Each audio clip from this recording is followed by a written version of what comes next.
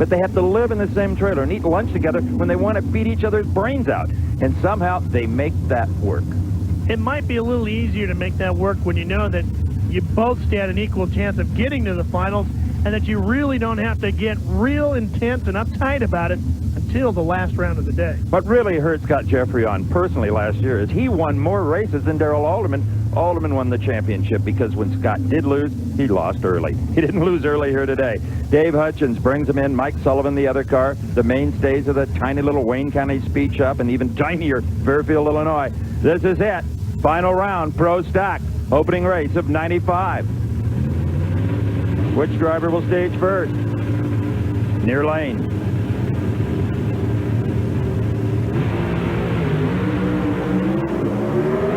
Another classic final. Alderman gritting his teeth, and just enough. Jeffreyon moved first by a nanosecond. Alderman wins the race. 7:05 to a 7:10, 196 to 195. A beautiful pro stock final. A lot of fans, though, would like to see two different makes. Bob Price at the starting line. Well, David, 7:05, and that's another one for Darrell over Scott. Little bragging rights for you guys. Yeah, it's been a real good race. Both of them done an excellent job driving, and we're able to bring the cars to the racetrack, and we were real happy with this race. Well, you should be. You won it, and you end up the same way you ended up the 1994 racing season right here. Let's take a look at it again. Both of these drivers pedaling just as hard as they can and doing an excellent job behind the wheel. Some of the trickiest machinery in the business. A 4.2 light to a 4.3 light. Jeffreyon was quicker at the starting end of this run. At the far end, it was all Alderman with a 7:05 at 196 to a 7:1 to 195. Here they are with Steve. It's a darn good thing you had a 7:05 because your partner over there welded you a bit on the light. Yeah, I could see he got out on me a little bit there. This car's been spinning a little bit in low gear, but it really comes on about 300 feet. And he's been cutting the tree down all day long. Scott, run in here real quick. It looks like a war again between you two guys, maybe for a championship. Well, I don't know, but us Dodge boys are having a lot of fun out here today, so it just ended up a little different than I wanted, but hey, it's in the team. Congratulations to both of you. You're on top of the pro stock points.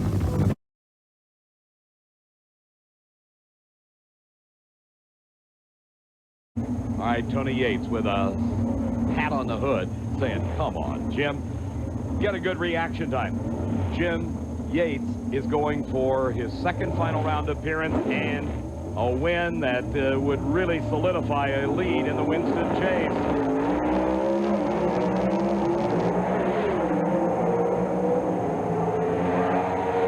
This is the case where the best car all weekend continues to be just that. A 7:06 at 196 miles an hour. Warren Johnson had the reaction time advantage by 0.03 of a second, so Tony's beating on the hood didn't do much good for Jim. Congratulations to Warren. This is his first win this year, and I'm glad it came in our park. Do we get to see you back in pro stock sometime soon? I sure hope so. I tell you that. It would be great for me.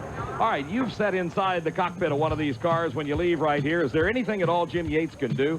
Pray. I think you can pray at that point because you can see the car beside over there on the other side that's ahead of you. At that point, the throttle's already open. What are you going to do next? You're going to hope something goes wrong on Warren Johnson, and it did not. A full car length win for WJ. Steve? Contrary to Jim Yates, I stand on my earlier statement. Nobody was close to Warren Johnson this weekend. Tremendous job off the starting line, first to the finish line. Well, Jim's awful good on the tree, so I knew I had to do my job there. Greg's been doing a great job on his race car all weekend long. I believe we've been in the 7.0s all weekend long. I don't know what this last run was, but it felt pretty good. It doesn't matter. It was a 7:06 for the record. Dave McClellan?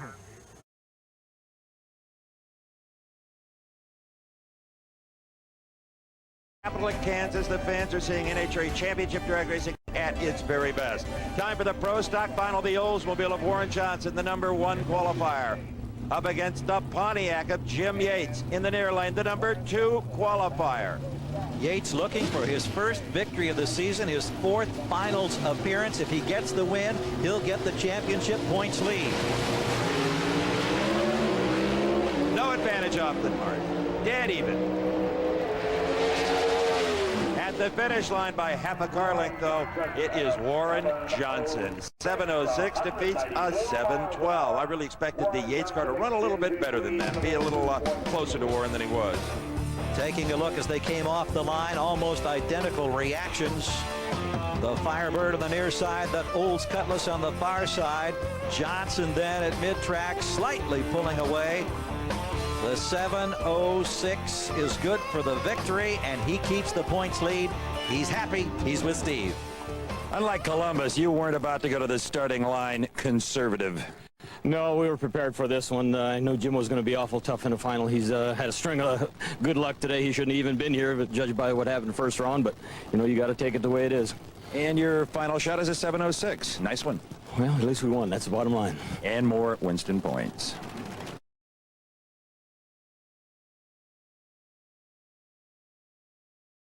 Well, they're about to find out whether the decisions made by Greg Anderson will pay off as Warren Johnson gets ready to stage for his final showdown here with the surprising Steve Schmidt.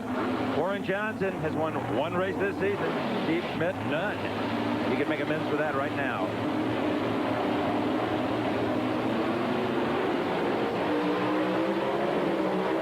Look at Steve Schmidt. Another science fiction reaction time, and it is enough. Even though they both run 7:12 at 192, 193 miles an hour, it is Schmidt's 4:06 light that wins the race for him. An incredible display in 4 rounds today. And you could see the advantage off the line. Keep in mind that Schmidt was only 0.06 of a second away from a disqualification with a red light. He gambled and he cut it as close as he possibly could. It results in only the second victory of his pro stock drag racing career. Steve? You told me yesterday after the second round that your head was on straight, your driving was on top, you were going to win it. You did. Identical 7:12s. Awesome. What else can I say? I want to thank, first of all, Dynagear. I couldn't be doing this without them, my family. Most of all, my crew chief, Mark Ingersoll. He was absolutely awesome this weekend. He never made a bad call. 8 passes.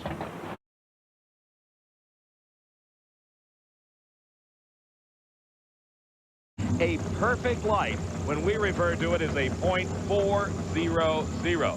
So when Mark was just referring to a 430 by WJ, that's one that is just 30 thousandths of a second off of perfect. That's just one of the many things that you have to do when you drive one of these pro stocks. Warden and Ash in the near lane. Warren Johnson.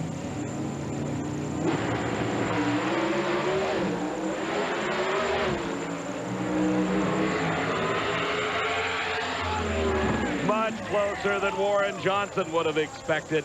He used a 7:05 to win to a losing 7:12.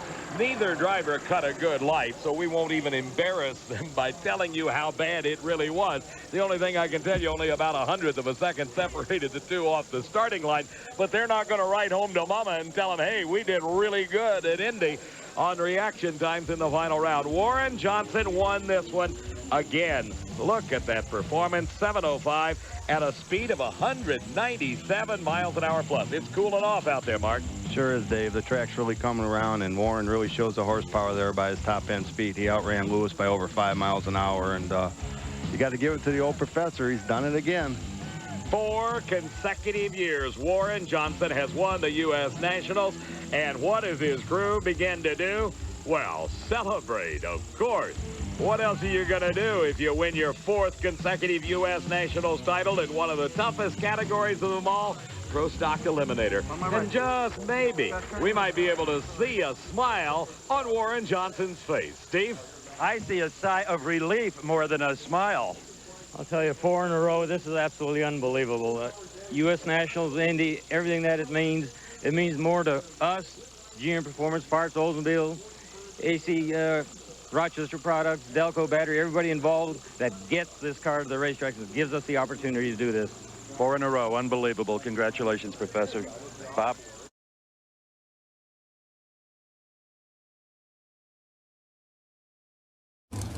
Tony Yates directing Jim into the spot. Look at that, a big smile on her face. No one here. We're just 1,320 feet away from a Slick 50 championship. Kind of taking their time, aren't they? Yeah, maybe a little stage and battle here. Let's see who breaks. Come on, boys. Well, there's no problem at this point. The motors haven't come up to full RPM yet. All right, Jeffreyon is in, and you're inside the car with him. Green light. Great start by both drivers, but finishing first is Jeffreyon at 7:06, 196 miles an hour. Great reaction times by both drivers, a 4.3 and a 4.4 respectively. 7:09 the losing time as Jerry Bickle in the McDonald's uniform shaking hands with Mike Sullivan. Here's the replay.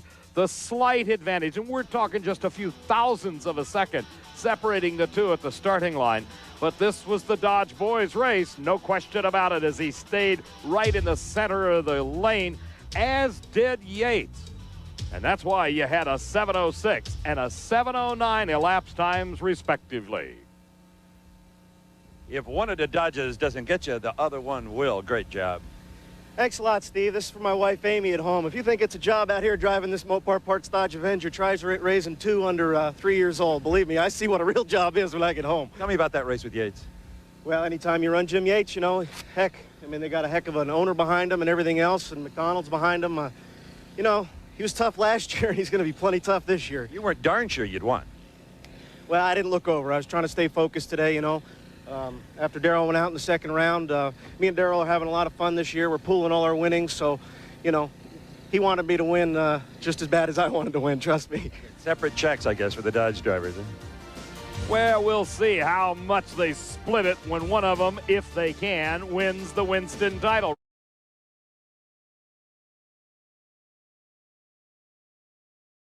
Well, I think that the lanes are going to be pretty even. You know, I talked to Bob earlier, and, you know, he's just having a good day. He's having a little bit of luck go his way, and if I was Jim Yates, I wouldn't really like that too much, because sometimes being lucky or getting a break here and there is even a little bit better than being fast. I want to let the Team Mopar guys in the booth here know how happy they've made the rest of the Pro Stock contingent. There's got to be some silver line into that cloud.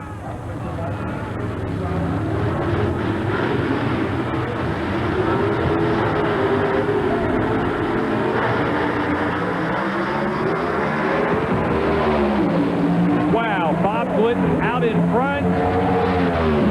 Bob Glidden gets the win. The Ford runs 7:11 for the guy that won 3 championships when he was sponsored by that group. 194 miles an hour to a 7:12. A great matchup in the final, and Bob Glidden, Scott Jeffreyon, was first off the mark. He was. You know, they don't come any cagier than Bob Glidden, that's for sure. Me and Darrell just wish we had our Mopar Parts Dodge Avengers down there and beating up on each other a little bit for that final round. That staging down there on the line looked like you and Glidden out of Denver in '93. I don't know. It probably looks like me and Darrell every time we go up there. Well, Bob Glidden picks up the win. Darrell Alderman, I guess with Bob being out of the top 10, you would probably rather see him win than Jim Yates. Well, you know, that's the way we look at it. We're looking at each round, 20 points, you know. It really was a surprise, though. Glidden's been driving good. Jim Yates has been strong all year long, and really happy for Bob Glidden to see him get another win. How about that? Let's take a look at this on replay again. It's the Quality Care Ford Probe in the near lane, the Mickey D's car on the far side. Jim Yates just snake-bitten in the finals. He has got a tough time picking up wins. He's 2 for 9 in the finals. He has moved very well in the points here this weekend with his great performance, but watch this at the top end as the McDonald's car coming, and comes up about French fries short. It's Bob Glidden picking the win, and I mean to tell you, the guy is unbelievable. Steve? I'll tell you, Robert, the Ford fans here at E-Town are about to tear this place down. What a day for us, Steve. We had a great weekend. It's been one of those storybook deals for us, I'm telling you. And some great driving. You were off the mark first, a 7-11. Outstanding. Well, maybe I drove good a round or two, but I had a couple rounds I didn't, had some really good breaks. So, you know, it's one of those weekends for us. This is incredible. Our best to you and Ed and the whole family. Thank you. Bob? How about that Bob Glidden? The fans here at Raceway Park love it.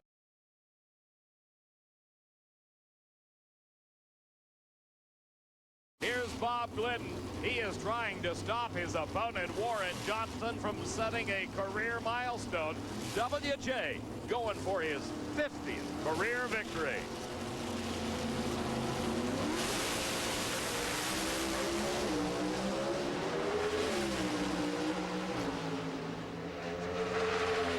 Incredibly close side-by-side racing, but Warren Johnson pulls it out in the last few feet. a 7:02 at 197 miles an hour.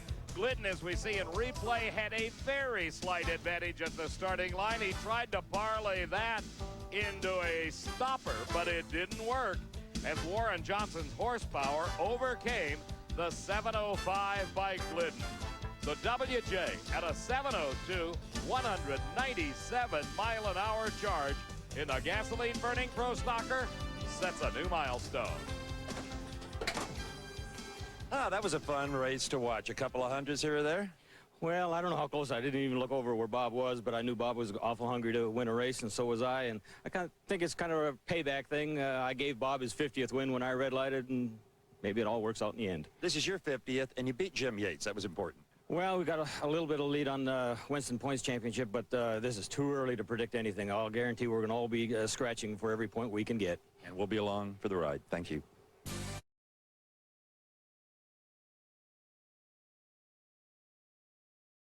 It was one race ago in the semifinals that Kurt used a starting line advantage to beat his dad.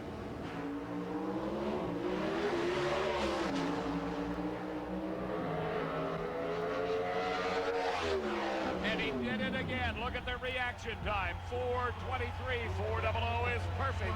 A 7:49 elapsed time. Kurt's mom, Arlene, happy as she could be. At least it stayed in the family. Yates had a reaction time of 4:63, 0.04 of a second advantage at the start, going to the blue and white Oldsmobile of Kurt Johnson. The McDonald's Joe Gibbs Pontiac, driven by Jim Yates, tried to play catch-up, but fell just a few feet short at the finish line. Yates elapsed time, 7.465. That's the margin of victory. You got to be a lumberjack, the way you chop down Christmas trees. Well, after that semifinal finish when I beat Dad, I was on the adoption list there for a minute. I'm just happy for the Oldsmobile and their farewell tour and Performance Parts for coming on board this year. There's not two finer companies out there. I'd like to say I wish my wife was here, and I'm so damn happy. We're happy for you. Thanks. A lot of emotion from a Johnson.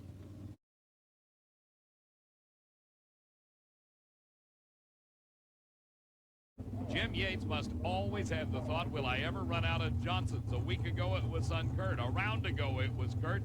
Now as wife Tony Yates slaps Jim's windshield to motivate him, he looks across, and who does he see but the blue and white GM Performance Parts Oldsmobile of Dad Warren Johnson. The only advantage that Yates has here, he's got the lane choice. Warren Johnson, the quicker qualified car, into the beams.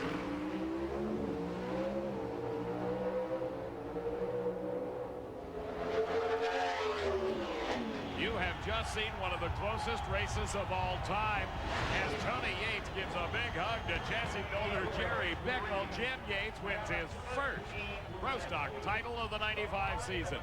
A 7:14 elapsed time. Watch at the starting line. The margin of pole shot, if you will, or advantage gained at the start, 0.005 of a second. That went to Jim Yates. The performance advantage went to Warren Johnson. How much? 0.005 of a second. So on the computer, it was a dead heat because it only goes out to the 1,000. If you carry it beyond to the 10,000s, the margin of victory, just inches. Down at the far end, here's Steve and the happy winner. Oh, my God. Oh, man. 5 was the lucky number for Jim Yates. Congratulations. Thank God Almighty. You weren't sure, were you? No, the wind light didn't work down there on the guardrail, and I thought, I know I had him covered. It was close. I mean, I'll tell you right now. Would you like me to tell you, you won it on a hole shot? All right. That is the way to do it. Thank God. I got to thank everybody. I tell you what, McDonald's, Dynamax, Pontiac, Shell, Interstate, Dick Maskin, everybody's done such a good job on this car. But the most, I got to thank the most of my family. You know, Tony and Jonathan and Missy and Jamie are all here today, and this wins for them. Thank you. As Jim goes over to offer his congratulations to Warren Johnson.